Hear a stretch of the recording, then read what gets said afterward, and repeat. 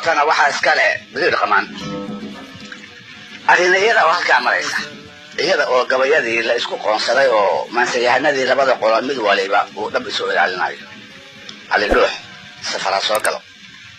wuxuu kabaha u iladay haradigeed iyo carro ogaadeen oo uu mindhisma ku ahaa ama inan layaal sida dadka qaar u yaqaaneen wuxuu ka qabay nimankii uu gabiyaayey reer magan warfaa waxaa u dhexday haweenay la odhan jiray miheeye cali oo iyadoona reer magan ahayd oo reer dalal kasii ahaydoo qudheeduna gabyi jirtay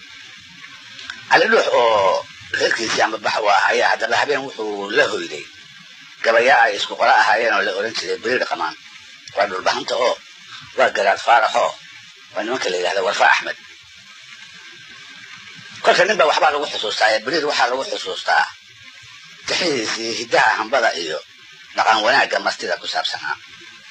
martida oo wixii lahayo loo huro ayaa muddo dheer ka mid ahayd dhaqamada waaweyn ee bulshadii soomaaliyeed ee reer miyiga ahayd ay aad u ilaalin jirtay sidoo kale martidana waxaa laga idi jiray kolba wixii loo geeyo inay hamba ka soo reebto dumarku markii ay wax soo hagaajiyaan ee martida lagu sooro waxba inta badan ma reebtaan meeshana wax la kala reebaaba ma oolin marka wuxuu dhaqanka soomaalidu ahaa gasiinkii lagu sooro inay raggu wax ka soo hambeeyaan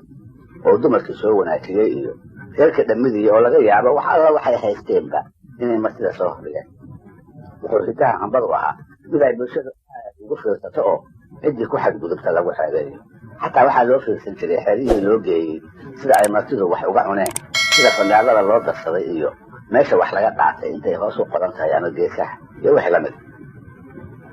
waa dhaqan hadda aan jirinoo soomaalida dhexdeeda sida aan filaayo aan ku soo dhowaan biriir had iyo goor arrimaha hambada ayuu taxa ka marin jiray wuxuuna u gabi jiray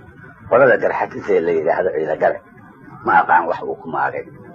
hase ahaatee waa ninkii ku lahaa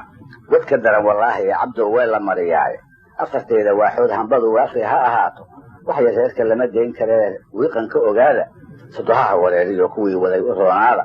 wasigiinu gubayeena odhan waalidkana caayin niman ba'tadkood wahabku raray weecan halahayne wax ku reeba sida ciidagale ha wablaynine mar kalena waa ninkii ahaa fandhaal gurada loo buuxiyaa foolxumuu tariye kor haddii fatax loo darsado fadalku weynaaye farsamaysta sida ciidagale ayaan la faambiyin biriir wuxuu ahaa gabayaaga caynkaas ah sidaan soo sheegnayna waxaa habeen soo martiyey cali dhuux oo markaa ogaadeen ambabax u ahaa waa berigii korkuu ka jarmaadayey ayuu kula sii ballamay tixdan soo socota ee tixaha silsilada halac dheere kuwa ugu caansan lagu tiriyo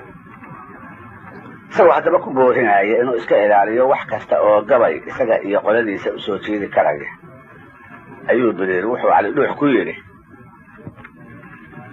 caliyow hagaagtaye haddaad hilinka dheer qaado caliyow hagaagtaye haddaad hilinka dheer qaado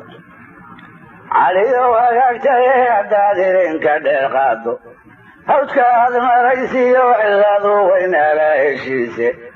jidku waa habeebe haddaad urisada dhabta ogaadeen hundoodiyo haddaad haradige gaadho ogaadeen hundoodiyo haddaad haradigeed gaadho haddii lagu hormaro ardaaheedan lagu geeyo wadkaagii horteesoodyo waa kuurtiraane harabca neediyo haddii hilib lagu keeno wadkaagii horteesoodyo waa kuurtiraane halabcaneediyo haddii hilib lagu keeno hab wanaagsan yeel dheefta waa laga hambeeyaaye ama halac ku dayo waa wixii oday ogaadeen allow ma la ballamay muxuuse ka yeelay